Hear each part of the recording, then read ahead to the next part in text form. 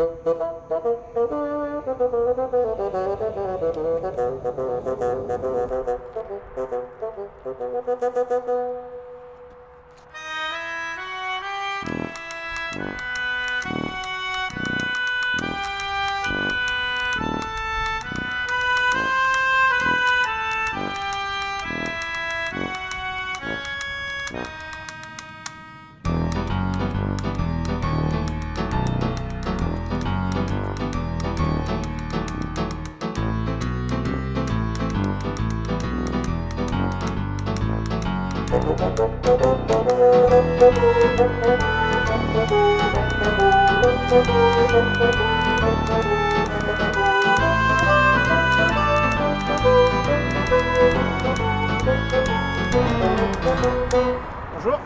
Bonjour. C'est votre bateau? Ah non, moi je ne m'intéresse pas trop au bateau, non. Je regardais plutôt le site nucléaire là-bas. Je suis responsable syndical de la centrale nucléaire de Tihange. Ah bon? Ah mais c'est marrant parce que en fait moi je suis un ex-travailleur du nucléaire, je travaillais en France un peu partout. Vous n'êtes jamais venu sur des sites nucléaires en Belgique? La première fois. Ah oui. On a des petits problèmes, on a des problèmes de logistique. Et pas plus tard qu'il y a quelques temps, on a dû faire un arrêt de travail pour sensibiliser la direction aux problèmes qu'avaient certains sous-traitants, problèmes vraiment des droits élémentaires des travailleurs, et c'était principalement des travailleurs sous-traitants, donc c'est peut-être des problèmes que vous avez rencontrés. Oui, c'est surtout le problème ce qu'on appelle les nomades du nucléaire. Je ne sais pas si on appelle ça la même chose en Belgique. Ça ne porte pas ce terme, nous c'est des sous-traitants et de plus en plus il y a de la sous-traitance en cascade et alors au bout il y a même parfois des intérimaires. Donc ce n'est vraiment pas leur métier premier de venir travailler sur un site nucléaire. Avant, qu'est-ce qui se passait? On savait qu'il allait y avoir autant de départs à la pension. Eh bien, un an et demi à l'avance, on engageait des nouveaux. Et la personne qui allait partir en retraite avait le temps de faire ce qu'on appelait le compagnonnage du nouveau et lui transférait toute son expérience et tout son savoir.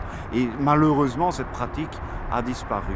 Et de plus, comme il y a une partie importante des activités qui sont sous-traitées, cette connaissance n'est absolument plus transférée. Même au sein des sociétés sous-traitantes, les meilleurs éléments sont partis, n'ont pas été remplacés et ça s'effiloche, les connaissances se perdent d'une manière générale. S'il y arrivait un accident important, évidemment, eh bien, la radioactivité n'a pas de frontières et ce serait le citoyen, évidemment, qui en payerait les conséquences. Donc c'est extrêmement important pour la sécurité de l'installation qu'il y ait une excellente sécurité des travailleurs. Et pour que cette organisation soit meilleure, qu'est-ce qu'il faudrait faire? Il y aurait quoi comme solution? C'est ce que j'ai déjà demandé à la direction. Je leur ai dit, écoutez, vous ne voulez pas faire marche arrière. Je vous demande simplement de reculer dans le bon sens. Et venez et revenons à une situation antérieure, comme on avait avant, du personnel rattaché à chaque tranche qui connaissait parfaitement les installations. Et on remarque que tous ces changements qui ont été effectués, c'est depuis que Suez est rentré dans le capital d'Electrabel et a imposé évidemment une réduction de coûts. Il y a une politique de management par le stress. On a subi un plan de restructuration. Nous avons fait 3 semaines de grève. Ce plan de restructuration qui était là pour une réduction de coûts, est indigne d'une société qui fait autant de milliards d'euros de bénéfices. Suez, c'est vrai que... C'est honteux d'avoir traité le personnel de cette manière.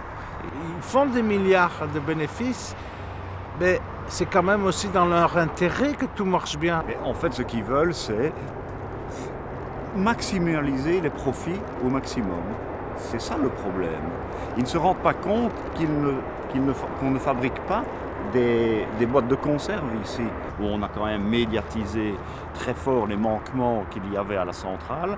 Et grâce à ça, le gouvernement a été pratiquement obligé de demander un audit international de l'AIEA, donc l'Agence internationale d'énergie atomique. Quand la direction était au courant qu'il allait y avoir un audit, il y a eu évidemment des paquets de millions d'euros qui ont été dégagés.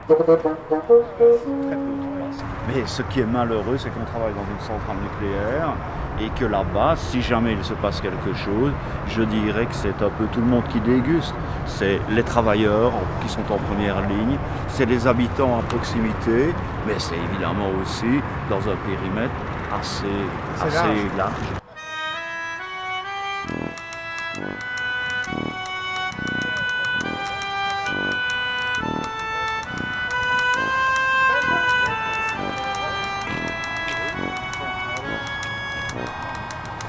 C'était pas une idée où je pourrais loger ce soir? Ah bah écoute, il y a des hôtels un peu plus loin, il y a un camping à proximité.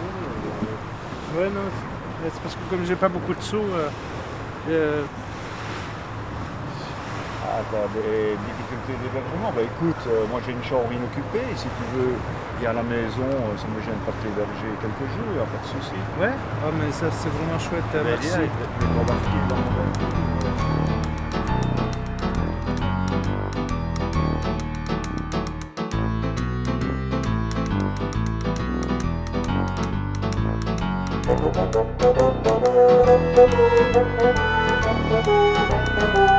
Thank you.